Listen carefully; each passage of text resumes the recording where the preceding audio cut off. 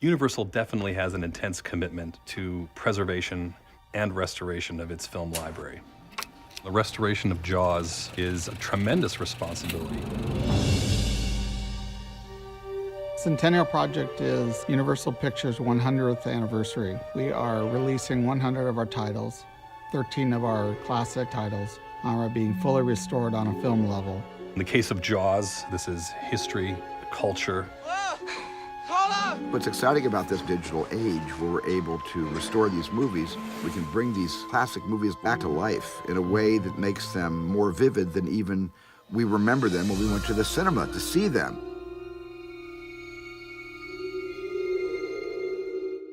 The restoration of Jaws began with literally going through our records, our vault inventory, and understanding what elements were at our disposal. Universal has always had a strong commitment to preservation, restoration, and their film heritage. In the library, in the vaults that we have here, we've got over 1 million pieces of material. Around the world, we've got over 3 million pieces of material. On Jaws, there's about 2,700 pieces of this all together. When we started on the Jaws project, we determined that luckily we were able to use the original negative, and that was our primary source.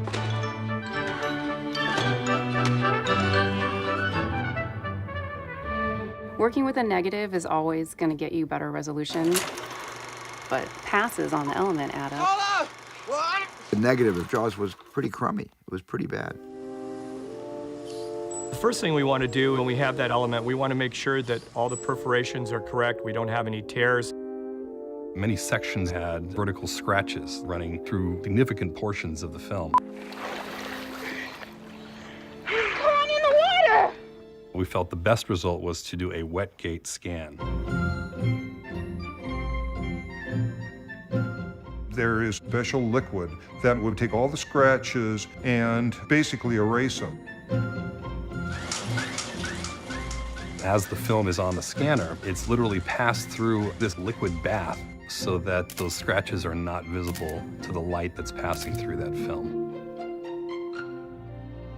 With Jaws, the colorists need to have as much information to work with as possible. We're checking to make sure that the full range of the image is there. And that's really what the scanning process is about. Once we had the digital scans, we went ahead and dealt with issues such as film movement and dirt. We have very high-end graphics and editing systems. These tools enable us to take the digital data that results from the film scan and manipulate those pixels in many different ways. With Jaws, each damage was different. You just would have to look at it and see if you could take a frame after the damage or a frame before. Part of a good frame here, good frame there, composite it together, and digitally paint it out. You could spend 3 to 4 hours on one frame. Chief Brody! When you're working with an original negative, across some of the cuts, you see tremendous differences in color, brightness, contrast. Our colorists do a great job at matching all those shots. We had a particular issue inside the cabin. Well, those windows didn't match cut to cut.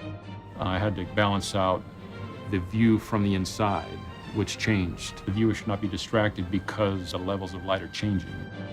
Nothing materially was changed about the film, but the image on a really, really good high-def TV screen looks better than the film looked when first projected in 1975. Hey, see that? I got the creme de la creme. Right there. Mary Ellen Moffat. She broke my heart. The audio side on Jaws, our project was to build a 7.1 upmix. It's an iconic film. We're very sensitive to the integrity of the original mix. At that time, it was an analog process. They recorded out 35 millimeter mag.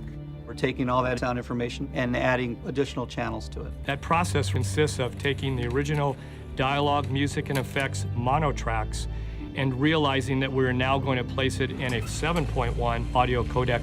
To do that, you're going to have to go and get backgrounds and sound effects that can get you to move left to right on the screen. Once you've got all those elements picked out, then you've got the music.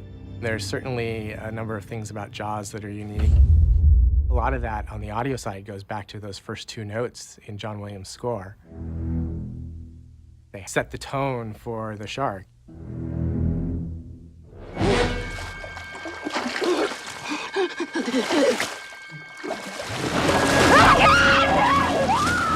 Throughout the film, you don't necessarily see the shark, but you hear those notes, and so the sound really drives that film. In some places, you don't hear anything, you're underwater, and there's nothing but score.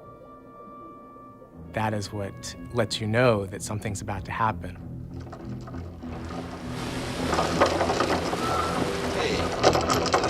Hey, he's taking it, he's taking it, he's taking it. Hey, hey, go, go, go, go, go, go. Oh, boys, I think he's come back for his noon feeding. The sound is better than we've ever heard it before. Our whole intent is to be able to fulfill the audio experience in that 7.1 remix. They put kind of a dinosaur sound when the shark is sinking at the end of the film, and you're going to hear it better. It doesn't overpower anything, it's just going to be a little more audible to the ear now. The outputs of this process are both film and digital. We are storing high-resolution digital files as well as recording a new negative. We do both because digital files, while they are convenient to work with and they allow us a wide range of options, for an archival means, we still want a piece of film to put away. This is our cultural heritage. It is very important to preserve the physical film, the 35mm film and the negative. Film is a known commodity. We can put that on a shelf and store it in the proper conditions, and that thing will last 100 years plus. It's the movie that people remember. It's just really crystal clear and very vivid. I've quite honestly never seen this level of commitment. We are very passionate about Jaws and using the tools that we have that allows us to get the best possible restoration. There's something else out there. What is it? It was a shark. Originally in the theater, you might have seen film movement as the print wore out, or you might have seen dirt as the print got dirtier. That today, with a digital file cleaned up, it looks like that on Play 1 and Play 1000. The new Jaws is still the Jaws. It's enhanced by the HD Blu-ray experience. People, like what they see. It looks amazing. This shark, swallow you whole, but I'll catch him and kill him. For that you get the head, the tail, the whole damn thing. You're gonna need a bigger boat. The wonderful thing about this restoration is what you get is something that, both with sight and sound, is something that I didn't even get when I made the movie.